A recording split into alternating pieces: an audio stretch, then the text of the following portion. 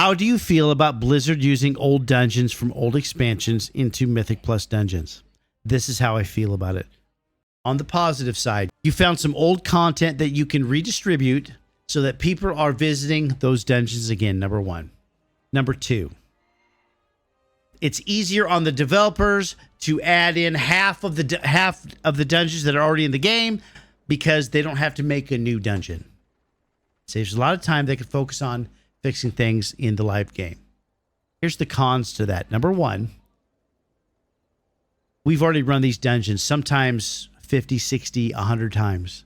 I really don't want to run it again. I had fun while I was there. I don't want to go back and do the same shit again. I just don't. It's too easy for Blizzard just to slap it in. So if they're going to slap these things in, then they need to innovate on the other end and give us things like delves and that kind of stuff, and that makes sense. That's kind of how I feel about it. I'm not excited about them. I'm like, meh. And Thalsadan is right. There are players that haven't run the dungeons before.